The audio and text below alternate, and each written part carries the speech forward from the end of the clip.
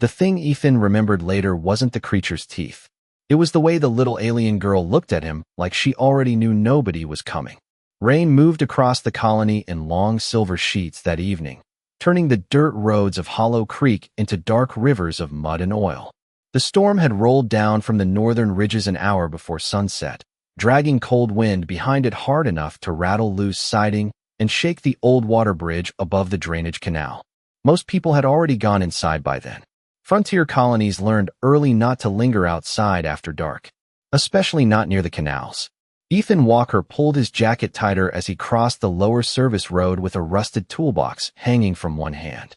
He was 16, skinny in the way boys got after too many years of growing faster than food budgets, with dark brown hair plastered wet against his forehead and work boots that leaked through the soles whenever it rained hard. The neon sign outside Mercer's Repair flickered behind him in weak blue pulses. He had stayed late fixing a broken coolant pump for extra credits. The kind of job nobody else wanted because it smelled like burned copper and took forever to clean. The rain hammered the metal roofs around him. Somewhere farther uphill, a cargo hauler groaned through the storm toward the landing pads. Ethan kept his head down and walked faster. Then he heard it. Not thunder. Not machinery. Crying. He slowed immediately. The sound came again beneath the bridge ahead of him, small and sharp and frightened enough to cut straight through the rain.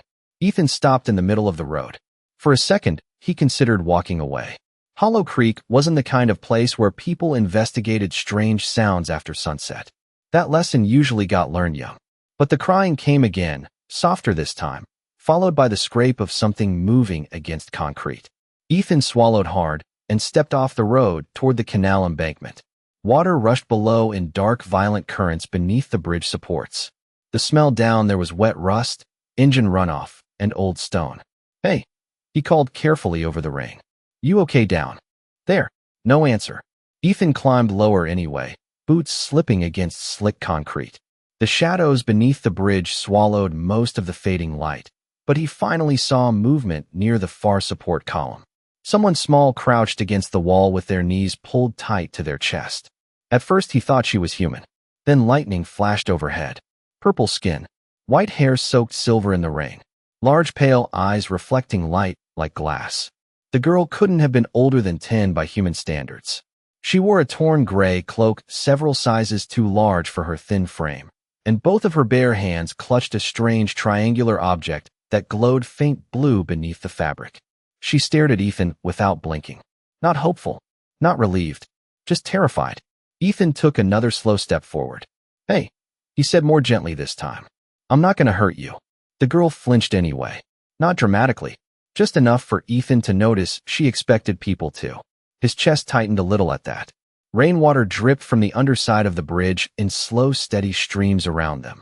Ethan crouched carefully, keeping several feet between them the way you might approach an injured stray dog. "You lost?" he asked. The girl opened her mouth, but before any sound came out, something moved in the darkness behind her. Ethan heard the growl first. Low, wet, wrong somehow. The alien girl's eyes widened instantly. Not surprise. Recognition. Fear. Ethan turned just as a massive shape unfolded from the shadows near the canal wall. Long limbs. Black slick fur soaked with rainwater. Eyes reflecting pale gold beneath the bridge. The colony called them ridge stalkers. Predators driven down from the mountains whenever storms flooded their territory. Ethan's stomach dropped. The creature ignored him completely. Its eyes stayed locked on the girl. And somehow that terrified Ethan more than if it had looked at him instead. The ridge stalker moved with horrifying quiet for something that large. Rainwater rolled off its dark fur as it stepped out from beneath the bridge support, its long body low to the ground, and its pale eyes fixed entirely on the girl behind Ethan. The alien child made a small sound in her throat and pulled herself tighter against the concrete wall, clutching the glowing triangle beneath her cloak like it was the only thing keeping her alive.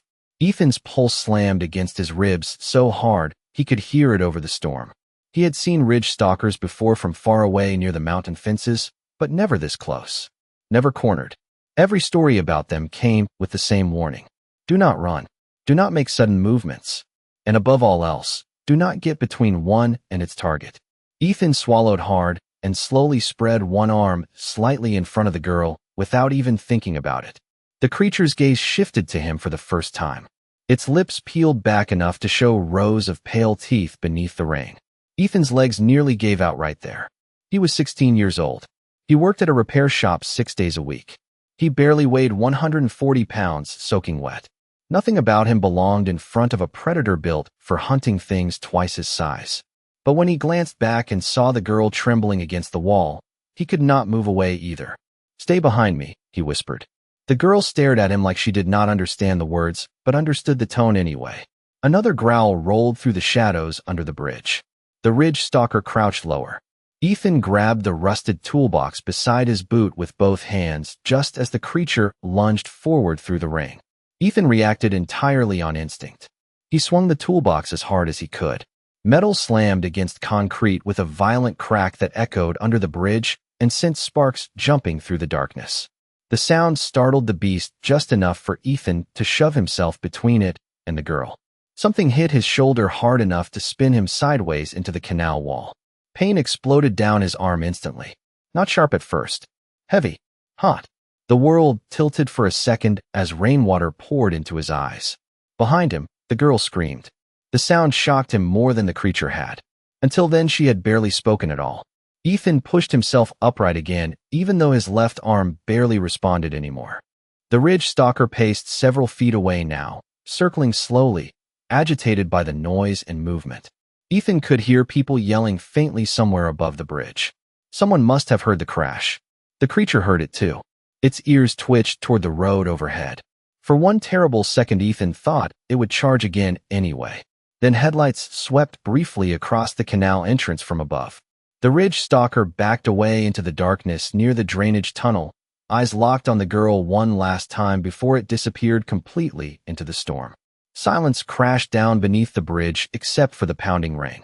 Ethan stayed standing for about 3 more seconds before his knees gave out. He hit the wet concrete hard. The toolbox slipped from his hand and splashed into the rushing canal water below. "Hey," he muttered weakly, mostly to himself. That was stupid. His shoulder burned now. Not normal pain. Worse.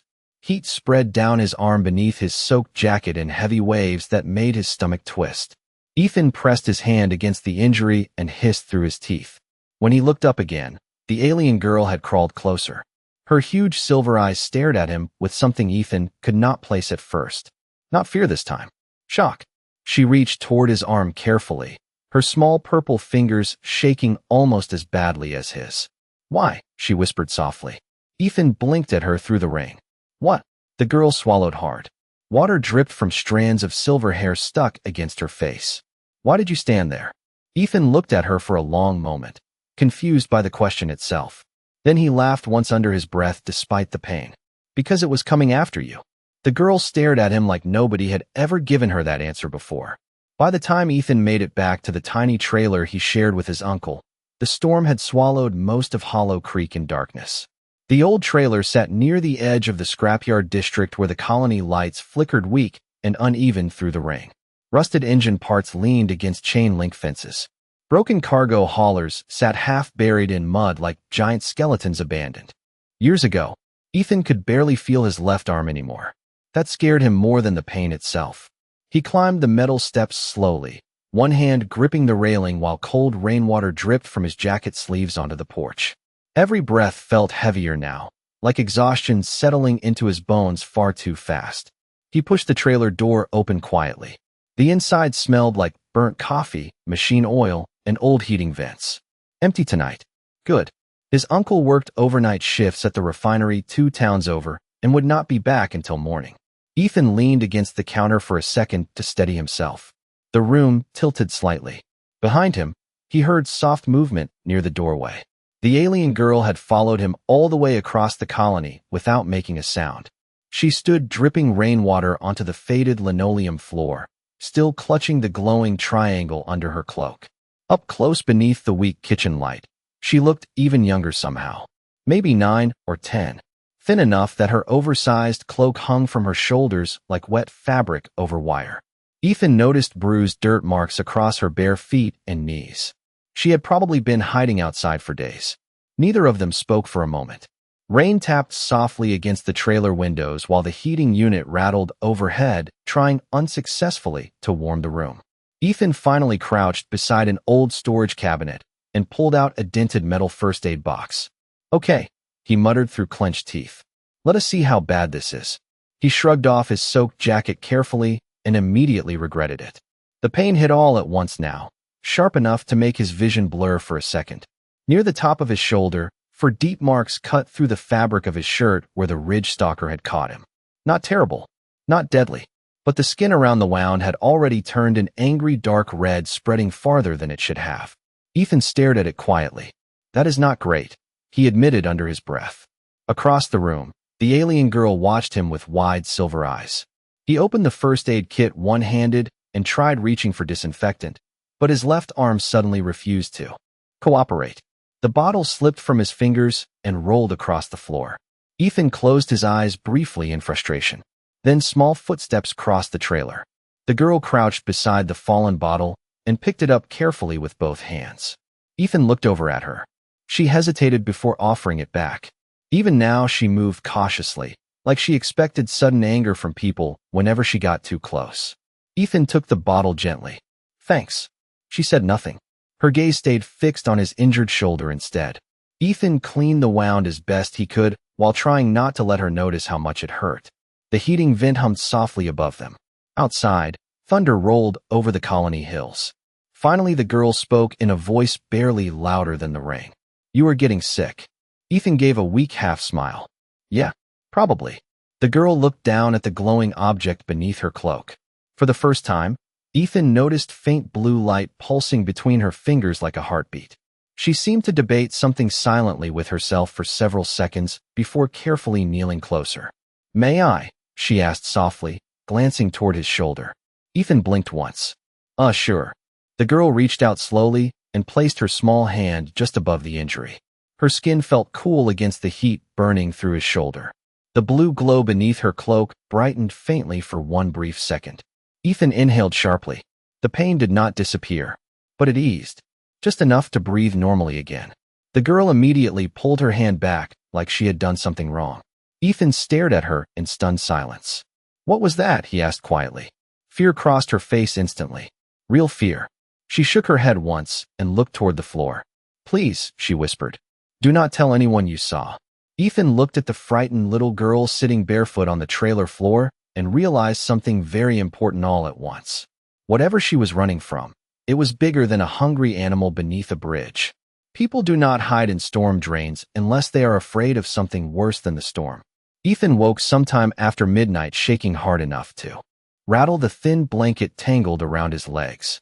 The trailer was dark except for the orange glow of the old microwave clock and the faint blue light still pulsing from somewhere across the room. For one confused second, he thought he was back beneath the bridge in the rain. Then the fever hit him again. Heat rolled through his body in heavy waves while cold sweat soaked the back of his shirt. His injured shoulder burned like someone had pressed hot metal against the skin. Ethan groaned quietly and pushed himself upright on the couch. The room tilted immediately. "Easy," a soft voice whispered nearby. Ethan blinked toward the kitchen table. The alien girl sat there wrapped in one of his old hoodies with the sleeves folded several times over her small hands. She looked strangely tiny sitting beneath the hanging kitchen light, silver hair still damp around her face. The glowing triangular object rested beside her on the table now, uncovered for the first time. It was made from smooth black metal with thin blue lines moving slowly beneath the surface like flowing water trapped under glass. Ethan stared at it groggily. "That thing is starting to freak me out," he muttered. The girl lowered her eyes immediately. "Sorry." Ethan sighed softly. "No, I just meant." He rubbed his face with his good hand and tried again. "It is okay. I have just never seen anything like it before." She looked relieved at that. Silence settled between them for a moment except for rain tapping softly against the trailer roof. The storm had weakened outside, but wind still howled through the scrapyard fences nearby. Ethan finally noticed a steaming mug sitting on the crate beside the couch. "What is that?" he asked. "Soup," the girl answered quietly. Ethan blinked once in surprise. "You made soup?" She nodded cautiously. "I found packets in the cabinet." Ethan looked toward the tiny kitchen. Sure enough, One of the emergency ration packs sat open beside the sink. He almost laughed despite how awful he felt. That was supposed to last me 3 days. The girl immediately looked guilty. I am sorry. Ethan shook his head quickly. No, hey. I was joking. He reached for the mug carefully with his good hand. The soup tasted terrible. Too salty. Too thin. Probably overheated. But it was warm, and somehow that mattered more than the taste. Ethan leaned back slowly against the couch cushions while the fever hummed through his bones. Across the room, the girl watched him with quiet concentration, almost like she was waiting to see whether he would survive the night. You should probably tell me your name, Ethan said after a while. She hesitated. Lyra. Lyra, Ethan repeated softly. That is pretty. The little alien girl lowered her gaze again like compliments were unfamiliar territory. Ethan noticed then how carefully she sat. Back straight, hands folded close, never taking up more space than necessary. The body language of someone used to being unwelcome. He knew kids like that from the colony shelters. Kids who learned early how to stay quiet enough not to bother people. Another wave of dizziness rolled through him. Ethan shut his eyes briefly. When he opened them again, Lyra had moved closer to the couch.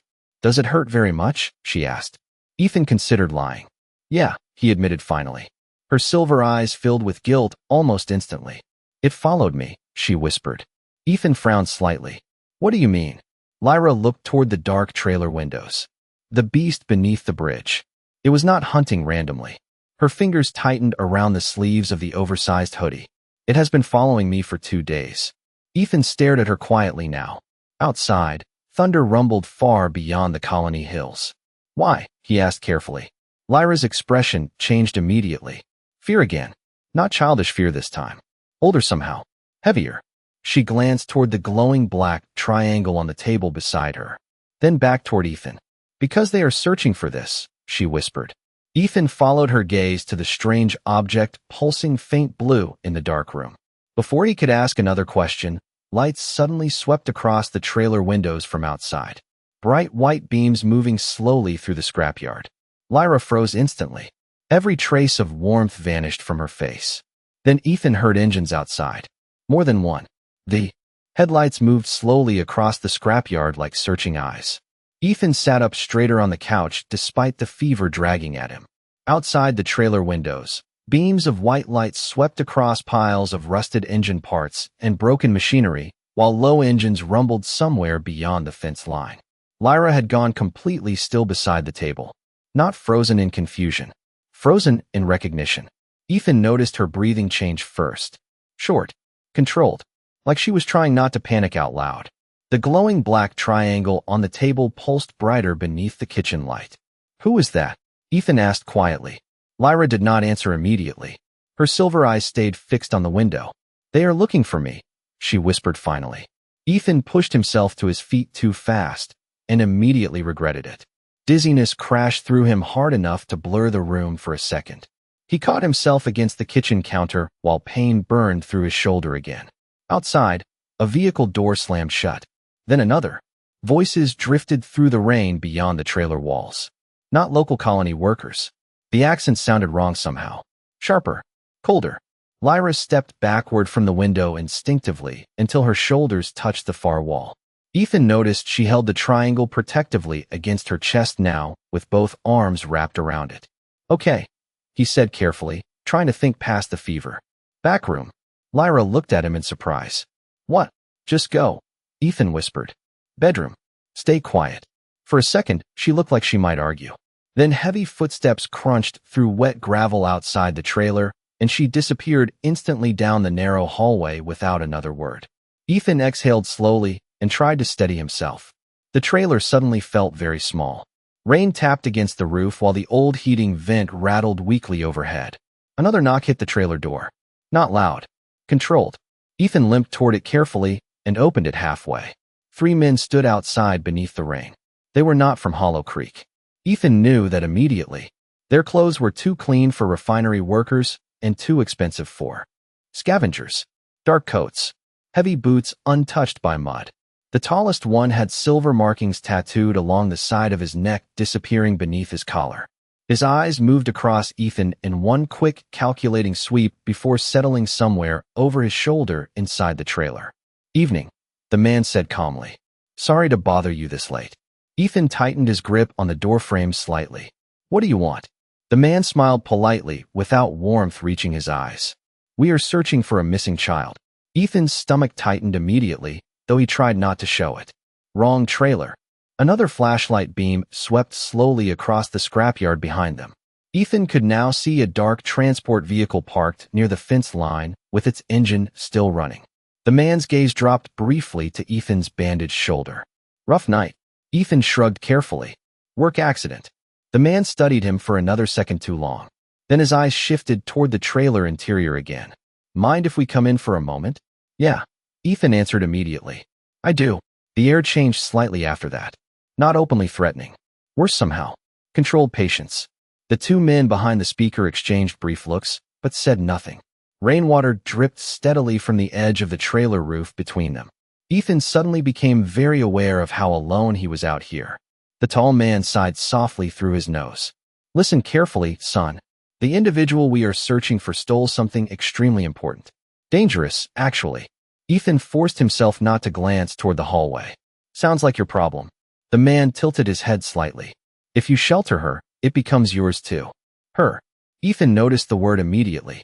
Before he could answer, something moved behind the men near the edge of the scrapyard lights. One of the flashlight beams passed briefly over a shape crouched beside the fence line. Large, low to the ground, pale eyes reflecting gold in the darkness. Ethan's blood ran cold instantly. The Ridge Stalker. The tall man noticed Ethan staring past him and smiled faintly this time. Ah, he said quietly. So you have seen one already. Ethan looked back at him slowly now. You brought that thing here. It is trained, the man answered calmly. Very effective at tracking her species. Inside the hallway behind Ethan, he heard the smallest possible sound. A frightened inhale. The tall man heard it too. His expression changed immediately. Not surprise. Satisfaction. Then he looked directly into Ethan's eyes and said very softly, She is here. The trailer suddenly felt too quiet. Rain drummed softly against the roof while the three men stood outside in the scrapyard light, waiting. Ethan could feel the fever pulsing behind his eyes now, making every thought slower than it should have been. But one thing came through clearly enough. If these people took Lyra, she was terrified of what happened next. The tall man rested one hand casually against the trailer doorway, as though they were discussing whether instead of hunting a child through a storm. Move aside, he said calmly. Ethan did not move. She does not want to go with you. One of the men behind the speaker gave a quiet laugh under his breath. The tall man's expression stayed patient. You misunderstand the situation. The girl is not your responsibility. Ethan's shoulder throbbed painfully beneath the bandage. He tightened his jaw.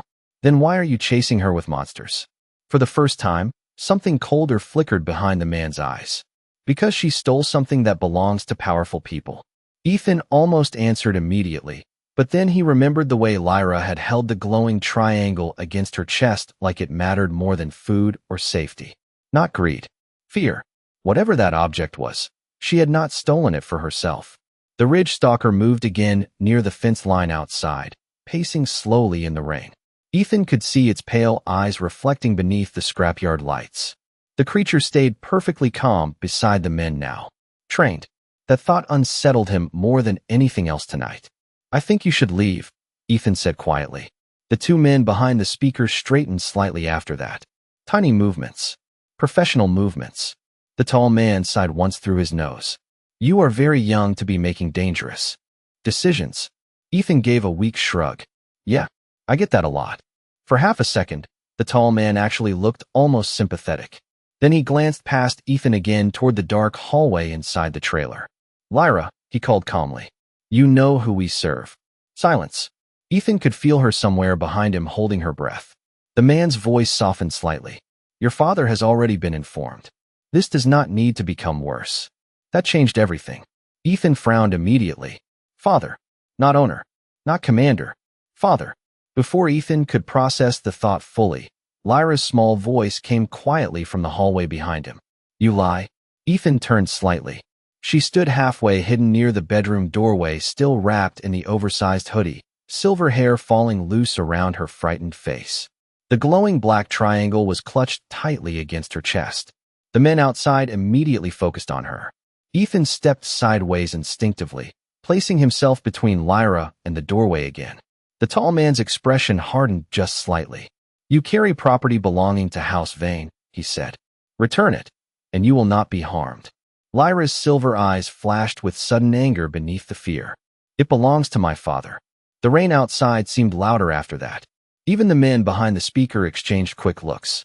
Ethan glanced back at Lyra slowly. "Wait," he said quietly. "Your father?" Lyra's breathing shook now. They betrayed him. The tall man's calm expression cracked for the first time. "Enough." The words snapped through the trailer hard enough to silence everyone. Ethan suddenly realized this was much bigger than smugglers chasing stolen tech. Much bigger than Hollow Creek entirely. The man took one slow step toward the doorway. "Bring her outside," he said quietly to Ethan. "Now." Ethan looked at Lyra. Small, barefoot, terrified.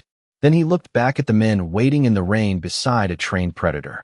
Something inside him settled into place after that. Maybe it was stupidity. Maybe fever. Maybe simply the fact that nobody had protected this kid before tonight. Ethan reached back carefully without taking his eyes off the men and pushed Lyra slightly farther behind him. "No," he said. The word surprised even him with how steady it sounded. Outside, the ridge stalker immediately lifted its head. The tall man stared at Ethan for a very long second. Then he spoke softly into the communicator hidden beneath his collar. "Confirmed," he said. "The girl is here. Deploy retrieval team." Somewhere beyond the scrapyard fences, engines roared to life. The engines grew louder outside the scrapyard until the trailer walls started vibrating softly beneath the sound. Ethan's pulse hammered unevenly in his chest. Fever heat rolled through him again, making the edges of his vision blur, but adrenaline kept him standing. The three men outside no longer bothered pretending this was a polite conversation. Their patience had ended the moment Ethan said no. Rain fell steadily across the junkyard lights while more vehicles approached through the darkness beyond the fence line.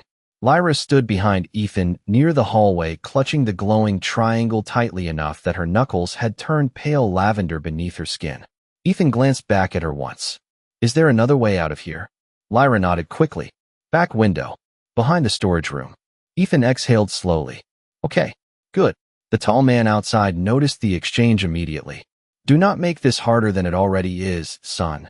Ethan looked back at him. "You keep saying that like you are the one having a bad night." One of the men behind the speaker stepped forward slightly after that. The ridge stalker near the fence line lifted its head again, muscles tense beneath the rain. Ethan realized then they were waiting for a signal. Not yet attacking. Retrieving. Carefully. Which meant Lyra mattered alive. That was the only advantage he had. "Lyra," Ethan said quietly without looking away from the doorway. "Go to the back room." "No," the answer came instantly. Ethan blinked once. He turned slightly toward her.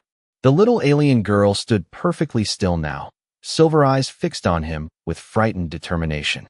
"I am not leaving you." Something about the way she said it hit him harder than expected. Ethan had spent most of his life being background. Noise to people. Another repair kid in another forgotten colony town. Nobody stayed for him.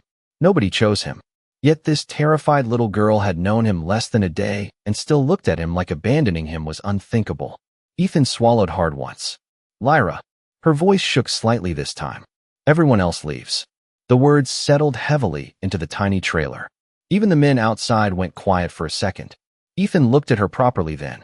Barefoot, wrapped in an oversized hoodie that nearly swallowed her whole. Exhausted silver eyes too old for a child's face. She was not just afraid of being captured. She was afraid of being abandoned again. Ethan suddenly understood that with painful clarity. He stepped away from the doorway long enough to crouch carefully in front of her despite the burning pain in his shoulder. "Hey," he said softly. "Look at me." Lyra did. "I am trying very hard to be brave right now," Ethan admitted quietly. "So I need you to help me out a little." Her expression wavered. Ethan forced a tired smile. "You go out the back window. Hide near the old water tanks behind the scrapyard. Stay there until I come get you." Lyra's silver eyes searched his face desperately, like she was trying to determine whether he meant it. "You will come." Ethan nodded once without hesitation. "Yeah." She stared at him another long second. Then very slowly, she stepped forward and grabbed the sleeve of his shirt with both small hands. Ethan froze slightly. "You stayed," she whispered. The words were so quiet, he almost did not hear them over the storm outside. Ethan felt something twist painfully in his chest. Before he could answer, bright lights suddenly flooded through the trailer windows from outside. Engines roared much closer now. Multiple vehicles surrounding the lot. The tall man outside sighed softly. Last chance. Ethan stood carefully despite the dizziness crashing through him again. He grabbed the old metal pipe leaning beside the kitchen counter mostly because it was the only thing nearby that looked remotely useful. Then he looked back at Lyra one last time. Go, he whispered. This time she listened. She disappeared silently down the hallway toward the storage room just as heavy footsteps began crunching through the flooded gravel outside from every direction. Ethan turned back toward the door alone. The Ridge Stalker had moved closer now, standing just beyond the rain beneath the scrapyard lights with its pale eyes fixed directly on him. Then somewhere high above the colony clouds, something massive rumbled across the sky. The sound above the clouds did not belong to weather. Ethan knew that immediately. It rolled across the colony sky deep enough to shake the trailer windows and rattle loose sheets of metal across the scrapyard. Every person outside froze for half a second. Even the Ridge Stalker lifted its head sharply toward the sky. Ethan tightened his grip on the metal pipe beside the doorway while rain blew sideways through the open trailer door. More lights appeared beyond the junkyard now. Armed figures moving between rusted machinery. At least 8 of them. Maybe more. The tall man standing outside glanced upward once, and for the first time all night, Ethan saw uncertainty cross his face. Then the colony sirens began. Long emergency tones echoed across Hollow Creek from the refinery district all the way to the upper landing pads. Somewhere far overhead, something enormous moved through the storm clouds. Ethan could not see it yet, but he felt it. The pressure of it. Like the sky itself had suddenly become heavier. One of the men near the transport vehicle touched the side of his headset sharply. Sir, he called over the rain. Incoming signatures entering atmosphere. The tall man's jaw tightened immediately. Impossible. Then blue light exploded across the clouds above the colony. Not lightning. Engine fire. Massive engine fire. Ethan stepped out onto the porch before he could stop himself. Through the storm, a gigantic shape slowly emerged from the clouds overhead. Dark metal. Angular hull lines glowing faint silver beneath the rain. It was bigger than any cargo ship Ethan had ever seen in his life. Bigger than the refinery towers. Bigger than the entire scrapyard district. The warship drifted silently over Hollow Creek like a moving mountain. Every light across the colony suddenly looked tiny beneath it. The men outside the trailer stared upward in stunned silence. Ethan heard distant shouting from neighboring streets as people poured from buildings to see what had appeared above them. The Ridge Stalker backed away slowly now, whining low in its throat. Afraid. That terrified Ethan more than the ship itself somehow. Then smaller dropships began descending from the massive vessel overhead through columns of pale blue light. Fast. Controlled. Military. The tall man cursed quietly under his breath. They found her. Ethan looked at him sharply. Who found her? But before the man could answer, one of the dropships slammed down into the muddy scrapyard 50 yards away hard enough to shake the ground beneath Ethan's boots. Steam hissed around the landing struts as the side ramp lowered slowly into the ring. Figures emerged from the light inside. Tall, armored, silent. Alien soldiers. Their armor was dark silver-edged with glowing violet lines that reflected against the rainwater pooling across the junkyard ground. Each carried long weapons Ethan did not recognize, though none of them were pointed toward the trailer. They moved with terrifying calm instead. Disciplined. Certain. The armed men surrounding Ethan immediately stepped backward. Fear spread visibly through them now. The tall man, near the doorway, straightened his coat quickly like someone preparing for inspection. Then another figure stepped down from the dropship ramp. Ethan forgot about everything else for a second after that. The alien male was enormous. Easily 7 feet tall with broad shoulders beneath black armor marked by silver insignias Ethan did not understand. Rain rolled across his dark violet skin while long white hair hung loose behind him in the storm wind. His presence alone changed the atmosphere of the scrapyard instantly. Not loud. Not dramatic. Worse. Controlled power. The kind that did not need to prove itself. Every soldier behind him lowered their heads slightly as he walked forward through the rain. Ethan somehow knew immediately who this was before anyone spoke. Lyra's father. The warlord stopped several feet from the trailer porch. His pale silver eyes swept once across Ethan, the armed men surrounding the yard, the bloodstained bandage on Ethan's shoulder, and finally the open trailer door behind him. The tall man who had threatened Ethan moments earlier bowed his head immediately. "Lord Kalar," he said carefully. "We had secured the retrieval." Kalar Vane did not even look at him. His gaze remained fixed on Ethan instead. Calm, sharp, assessing. Then from somewhere inside the trailer behind Ethan came the sound of small, hurried footsteps. Lyra appeared in the doorway wrapped in the oversized hoodie, silver hair loose around her face. The moment she saw the towering alien warrior standing in the rain, her entire expression broke apart. "Father," she whispered. Kalar moved instantly after that. Not toward the armed men. Not toward the glowing artifact. Straight toward his daughter. Kalar Vane crossed the flooded scrapyard in long, silent strides while rain hammered against his armor in silver sheets. Lyra ran down the trailer steps before Ethan could stop her and collided against the towering warlord's chest hard enough that even the armored soldiers behind him shifted slightly in surprise. Kalar dropped to one knee immediately. The movement stunned everyone watching more than the warship overhead had. A figure like him did not kneel easily. Yet his massive hands settled carefully against Lyra's shoulders as if she were something fragile beyond measure. Ethan saw the warlord close his eyes briefly when he realized she was alive. Just for a second. Relief. Real relief. Lyra buried her face against his armor and held onto him tightly with both arms while the glowing black triangle pulsed softly between them. The entire scrapyard had gone silent now except for the rain and distant colony sirens. Even the armed men who had hunted her moments earlier stood frozen in place. Kalar finally opened his eyes again and looked over Lyra's head toward Ethan standing on the porch. His silver gaze moved slowly across the bandage on Ethan's shoulder, the metal pipe still hanging loosely in his hand, and the open trailer behind him where a second bowl of soup still sat untouched on the kitchen counter. Small details. Quiet details. Ethan somehow understood the warlord was piecing together the entire night from those details alone. Kalar rose slowly to his full height again, with one hand still resting protectively against Lyra's shoulder. Then his gaze shifted toward the tall man standing beside the transport vehicle. "Explain," he said quietly. The single word cut through the rain harder than shouting would have. The tall man swallowed visibly before stepping forward. "My lord, we were securing the relic before rival factions could locate her position." Kalar's expression never changed. "You deployed Ridge Stalkers into a civilian colony. The retrieval required urgency." Kalar looked at him for another long second. Then he asked softly, "Did my daughter appear unharmed to you?"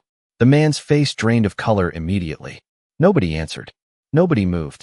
Ethan had the strange feeling that everyone present suddenly understood the situation very differently than they had an hour ago. Lyra stepped slightly closer to her father then and quietly reached for Ethan's sleeve. The movement drew Kalar's attention instantly. Ethan looked down in surprise. The little alien girl still held on to him even now, as if she needed to make sure he remained there too. Kalar noticed it. So did everyone else. "He protected me," Lyra whispered softly. "Even after they told him who I was." Kalar's silver eyes returned to Ethan again. "You knew nothing about her," the warlord said. Ethan shrugged weakly despite the fever still burning through him. She was scared. The answer seemed to affect Kalar more than Ethan expected.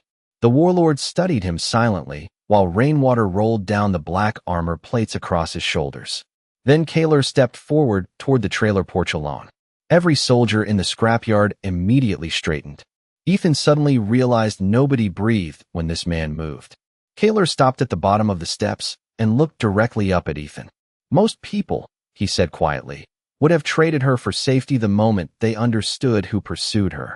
Ethan glanced once toward Lyra. She looked terrified that he might regret helping her now. That hurt more than the wound in his shoulder somehow. Ethan shook his head once. "She is just a kid." Silence followed that. Then something unexpected happened. Kalar Vane lowered his head toward Ethan Walker in formal respect. Not deeply, not theatrically, but enough. Enough that every soldier behind him immediately looked stunned. The armed men who had threatened Ethan earlier looked horrified now. Ethan himself just stared in confusion. "Under the banners of House Vane," Kalar said calmly, "a debt of life is never forgotten." Lyra's silver eyes filled instantly with tears. She tried very hard not to let fall. Ethan stood frozen on the trailer porch while a warship hovered above his colony, and one of the most powerful beings he had ever seen treated him like he mattered. Then Kaler looked toward the stars hidden behind the storm clouds and said quietly, "Prepare a room aboard my ship." Ethan blinked. "Wait, what?" But Lyra smiled for the first time since Ethan had met her beneath the bridge.